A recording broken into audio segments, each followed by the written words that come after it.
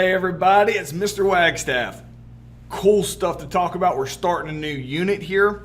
So we're going to get more into the nitty-gritty here of how the United States government is set up and how it affects us as citizens of the United States. So we spent a lot of time talking about the history, going through the Revolutionary War, creating our new government. Now we're going to get into more of the concepts of how the government that we're going to create after the Revolutionary War affects us today. So one of the first things that we need to do is we need to start talking about specifically what our government actually is before we start talking about how it operates and what's unique about our government than a lot of the other governments. Honestly, today a lot of governments look kind of like ours around the world, mainly because our government ends up being relatively successful, and because of that, other countries have copied us. But so today I really want to go through some of the terminology and stuff and kind of slow it down and explain to you what our government is and what our government is not, and kind of give you examples of different types of governments that kind of exist today, so you can get a background as we move forward in this unit and we talk about the branches of government, what they do, how they operate, the amendments, what the government promises us, and things like that. This is the structure of federalism. Now, federalism is a big, fancy, seem like boring word, but it's really cool. And we're going to start talking about some of these words today that seem boring, but in actuality are actually really cool. All right, so there's some basics of the United States government that we're going to need to talk about today. So all of this here is in your notes. So let's start going through these. All right, Republicanism. All right, so the United States is a democracy. Absolutely.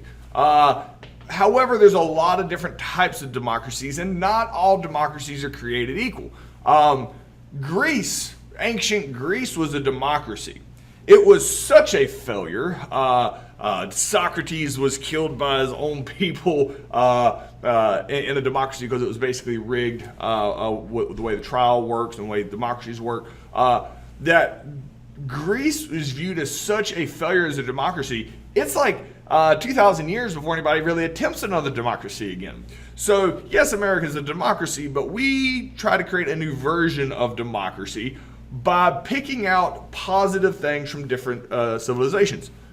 Rome was a republic,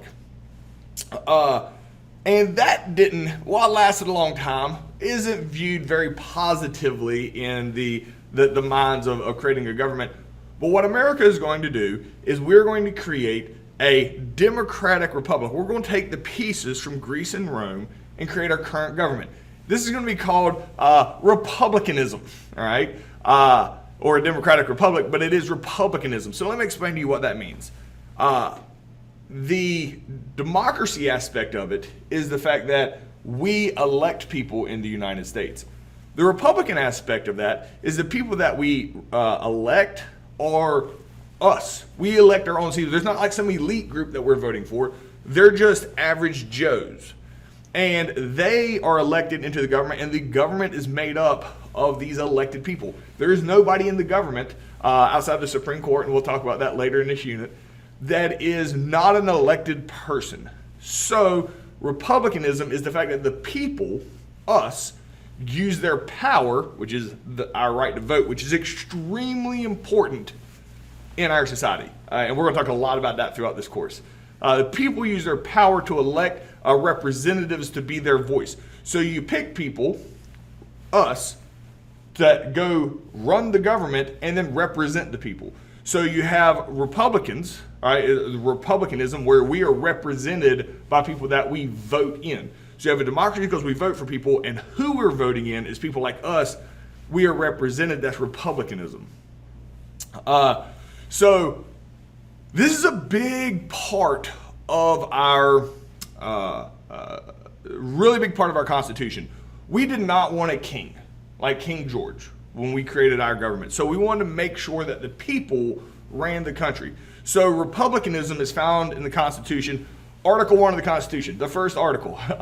It literally says the House of Representatives, which we're going to start talking about later in this unit, shall be composed of members chosen by every second year by the people. Basically, our government is going to be run by the people. That's it. There's no question on that.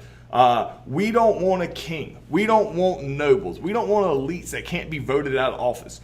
The people that are going to be running our country are us, that we are voting in people just like us. Maybe it's one of us.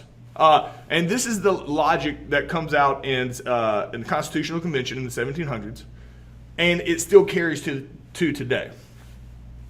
So Republicanism is the idea that we vote in our own people that are just like us, and they represent us in the government. There's another term called federalism. Now, our biggest fear in America is that the federal government gets too strong. It's kind of been our lifeblood for a really, really long time. The reason for that is the fact that we don't want a King George style situation. We don't want King George or somebody telling us what we have to do without our permission. So what we do here is we create this concept of federalism that exists here in our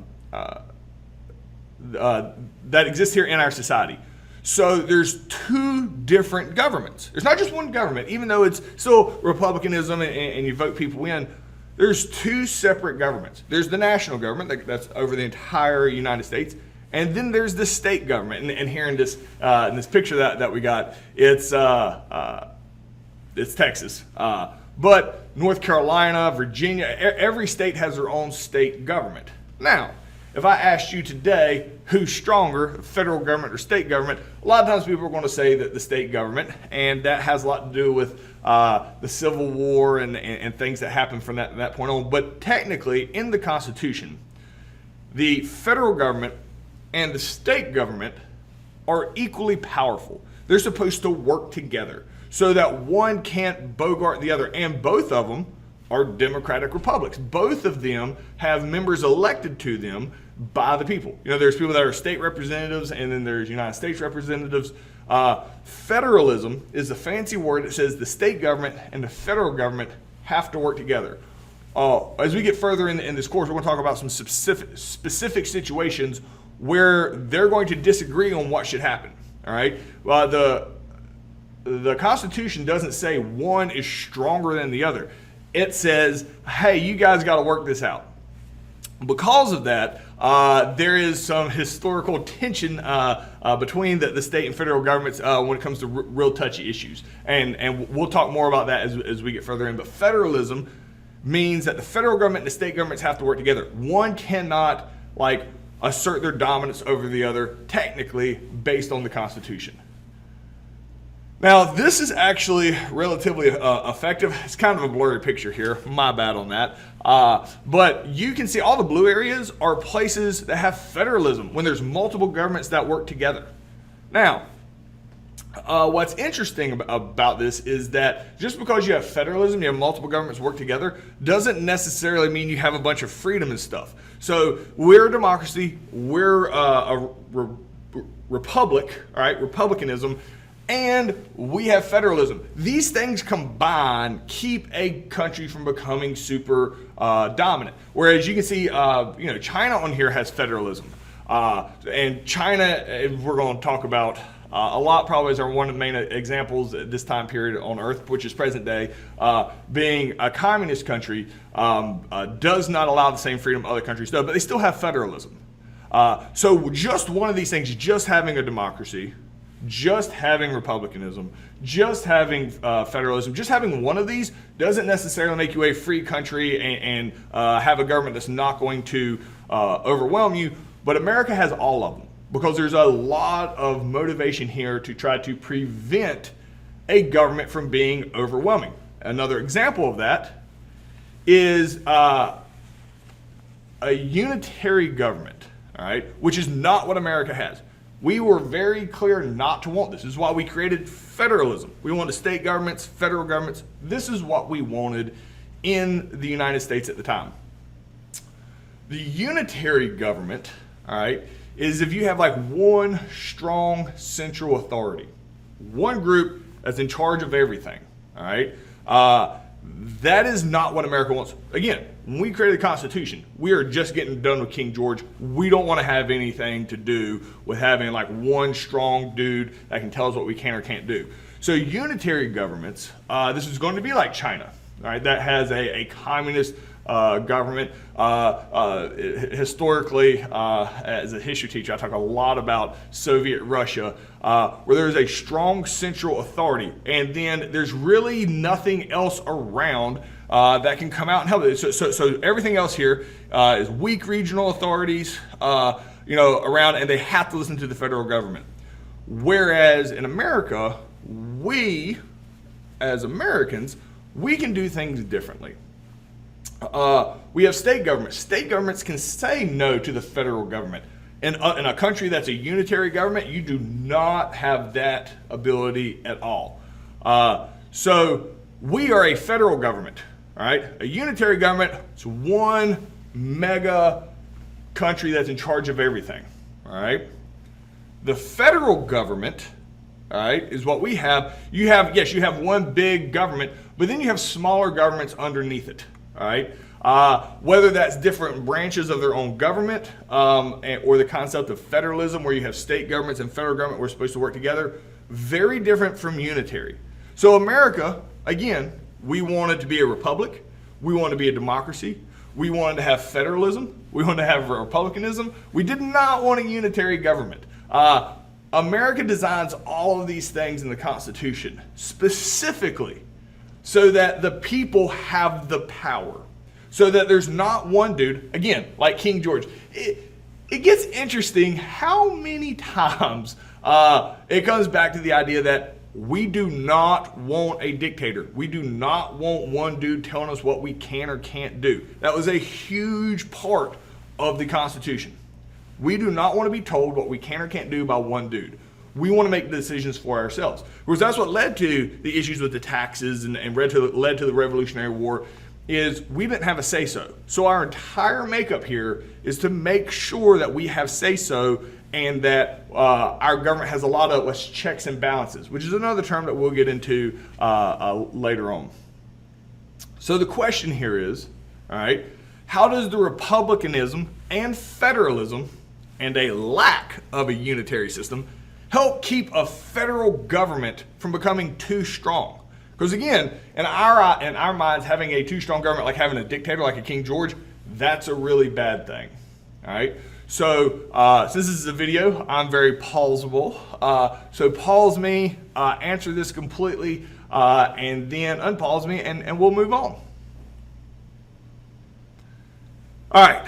So this really wasn't designed in the Constitution over political parties. It kind of develops this way. One thing that we did not want in the United States is a one-party system. So if you had created a government like we had and it became a one-party system, it could basically wipe out any positives that we had done, because there's political parties, and we're going to talk in detail about political parties as we move on. I want to clarify what America is and what we are not. So this wasn't stuff that was really written in the Constitution. This is kind of how America developed. A one-party system, and I'll go ahead and spoiler alert, America's a two-party system. There's really three different versions. There's the one-party system that we're going to talk about. That's communist. We don't really like that at all in America with our ideals. We are a two-party system, which is kind of weird, honestly. And then you have the three-party system, or the multi-party system, which is a lot of the other democracies on Earth. All right. So a one-party system is really, really bad, because even if you have all these checks and balances, but it's one political party, like one group think that runs the federal government, the state governments, the Supreme Court, and they run all these different branches. It doesn't matter how many checks and balances you have if there's basically one political party and then like one guy that runs that political party. He can basically tell all these different groups that are supposed to check each other to all do the same thing. And because of that, it's going to make it really ineffective to be a free country. So America, we are not a one-party system. The best example of a one-party system today is China. China is a communist country. They have one political party. If you are against their political party, bad things happen. I don't want to throw China under the bus too much here because it's more fluid in China. But in the old Russian, the Bolsheviks in Soviet Russia, their political party was the Bolsheviks, who were all communists. If you were against the Bolsheviks, you would disappear. You couldn't talk trash about the government because the entire government was Bolsheviks, which was the name of their political party. So a one-party system is really bad for freedom because it basically prevents anybody else from having a differing opinion. So in America, we have a two-party system. This is our role.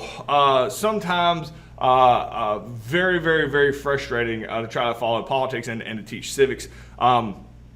So they each have little boxing gloves here. I want to use that because they're always at each other's throats, figuratively.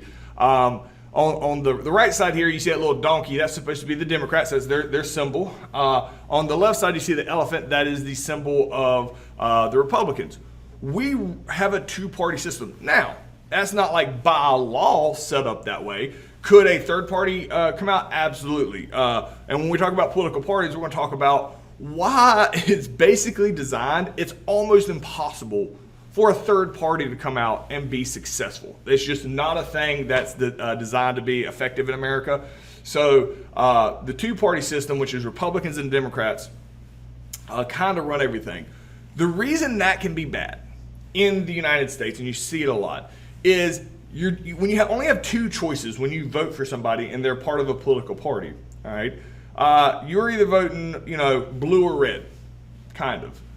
When you only have two choices, if you're a political party, it is equally as effective to just tear down the other political party as it is to actually build yourself up and talk about what good you're going to do. Because if they don't vote for the other person, then they're going to vote for you.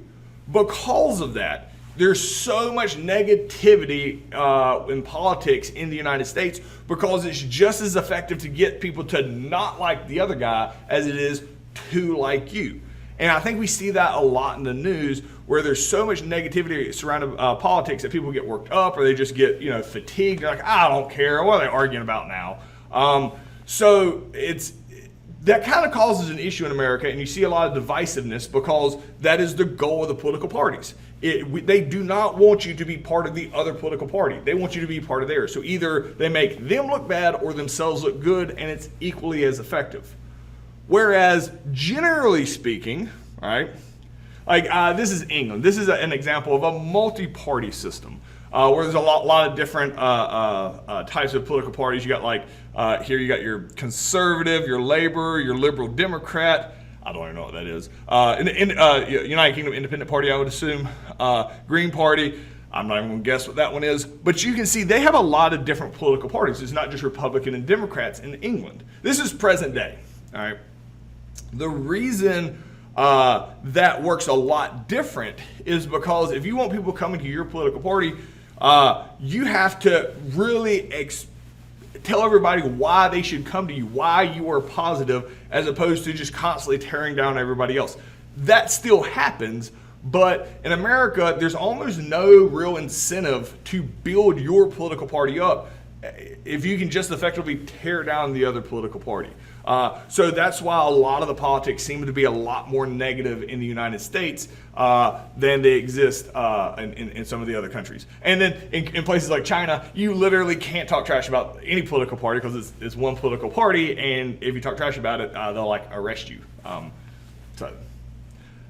So the question here is, why is a one-party system so much different than a two-party system? And give an example of each. Give an example of a one-party system, an example of a two-party system, and explain why they are different and how they are different. All right, so pause me, and we're going to move on. All right, so kind of, again, a precursor here of how our government is set up here in this first lesson. There are three branches of the government in the United States. So there's this dude, all right, that we had talked about previously, named Montesquieu. Montesquieu was an idealist. He was not part of the United States government. He was part of, he was in France. Montesquieu has this idea, of checks and balances. So he says, and America takes this to heart, and surprisingly, this turns out this is very accurate. So the logic is people that want to run the government are naturally power hungry. Not saying they're necessarily bad people, but they like to be in charge and they like power. All right. Well, you know what's better than having power? More power. All right. So it is not uncommon to see powerful people use their positions to try to abuse power. And there's a lot of governments who get abused, and basically the government becomes extremely corrupt because people are desperately looking for their own individual power, even if it hurts the people they're supposed to be representing. So America, in our Constitutional Convention, now this is cool. What's so cool about this is that we made this up. Like, this had never really been done before. We're like, okay, so if we're going to have like the people represent us and all this, how do we keep from being corrupt?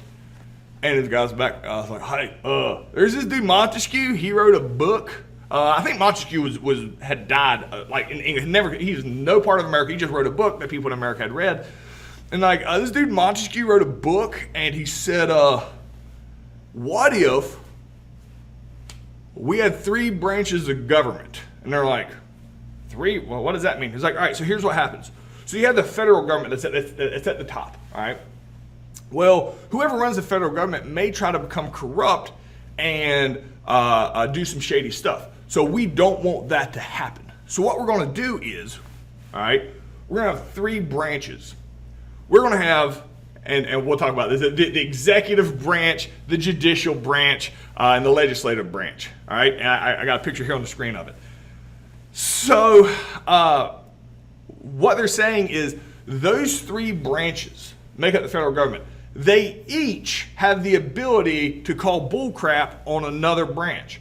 So if one branch, say the legislative branch, gets too big for their britches, and the people there try to get too powerful and do something that's not appropriate based on the Constitution, the other 2 branches can team up against them. The reason this is going to be effective, right, is because people that work in the legislative, the executive, and the judicial branch all want power, but they all have to share it equally, and they're not connected at all. So if one group, it's almost like a piece of a pie. If one group tries to grow their power, the other 2 don't like it. You know why?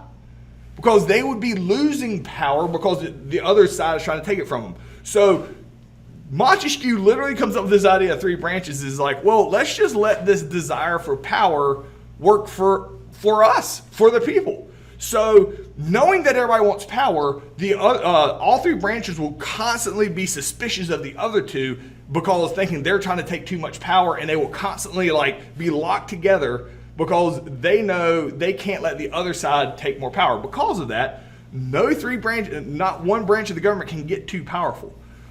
This idea of basically allowing human nature to monitor itself is a really good idea. It has worked so well in America that most other countries that create a democracy of any sort after America really copies our idea of this multiple branches of these checks and balances that we put on each other.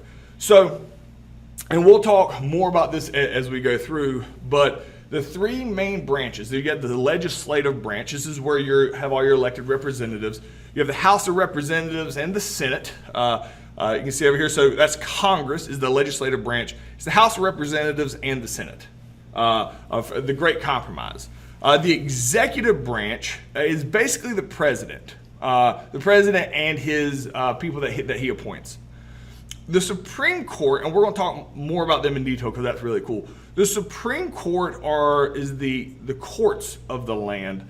The Supreme Court, which is the top of the judicial branch, are the only people in America that are not appointed for or aren't elected. They are appointed for life, which seems like completely goes against everything we've been talking about vote people in, this or that. There's a specific reason that these specific men, there's only 9 of them, are appointed for life, and we'll talk about that when we get there later on. But these are the 3 branches of the federal government. They are designed to basically be suspicious of the other 2 at all times to keep one from becoming too powerful. So the question here is, Why is it good to have three separate branches of the government? How does three separate branches help prevent corruption in the United States? All right, so you can pause me, or we're done here for today. So answer these in complete sentences, and we're going to pick up tomorrow and get into more specific details. So today was a kind of big overview, talk about some of these vocab words we will reference, kind of touching on some stuff because we will reference back to a lot of these things, and I'll go into more detail on them individually. So that's it for today. See you guys tomorrow.